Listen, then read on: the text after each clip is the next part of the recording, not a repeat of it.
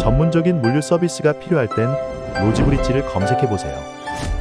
식자재는 특성상 주문이 저녁에 일어납니다. 지금 우리가 소위 알고 있는 쿠팡이나 이런 데들이 뭐 밤 11시에 주문을 받아서 뭐 이길날 아침까지 배송을 하겠다. 굉장히 짧은 납품 리드 타임을 갖고 있죠. 그러나 식자재는 주문부터 납품까지 더 굉장히 짧은 리드 타임을 갖고 있습니다. 쿠팡은 재고 상품에 대한 11시부터 아침 7시까지의 재고 상품에 국한한 거잖아요.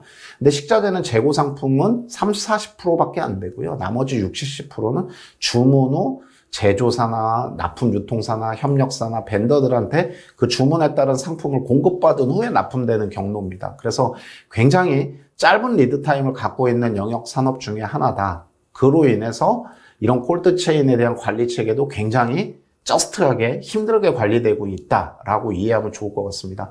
아까 말씀드리는 것처럼 주문량이 한 1, 20%가 매일 변동을 하는데 그거에 따라서 저마진 구조다 보니까 운영에 대한 인력들도 조정을 해야 되고 배차에 대한 계획들도 조정을 해야 되고 뭐 이러다 보니까 업무의 특성 변화가 굉장히 많습니다. 그래서 이러한 특성 변화 속에 관리될 수 있는 기업들이 살아남기 때문에 이런 영역들에 대해 갖고는 콜드체인 기업들의 허들이 조금 발생해서 아무나 진입할 수는 없는 영역, 대기업 중심의 구조로 흘러가고 있다라고 보시면 이해가 빠를 것 같고요.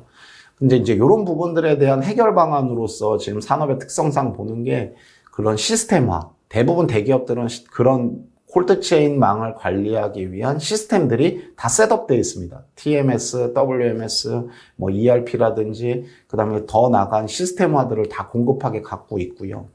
그다음에 이런 것들을 긴밀하게 관리할 수 있는 SCM 공급 관리가 되어 있습니다. 그런 서플라이 체인에 대한 그런 구매부터 최종 납품의 사후 관리까지 물류 전 영역에 대한 수요 예측 공급에 대한 관리적인 관점의 해결 방안들을 갖고 있고요.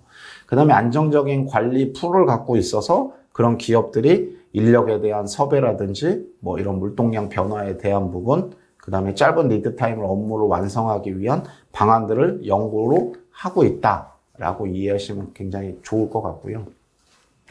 자, 요 콜드체인을 설명하면서 왜 이렇게 식자재 산업에 대해서 말씀을 드리냐라고 이제 부연 설명을 드리면, 자, 식자재는 앞에서 말씀드린 것과 같이 식품을 포함을 하고 있습니다. 그걸 유통시키는 영역을 식자재 영역이라고 하는데, 요 식자재 영역들이 지금 기업들이 예를 들어서 뭐 H사, 현대 계열에 납품하는 요 푸드사들 같은 경우에는 백화점 내부에 있는 현대식품관이라는 그런 식품관의 마켓 전체를 농수축, 공산에 대한 납품 영역들을 전체 핸들링을 하고요.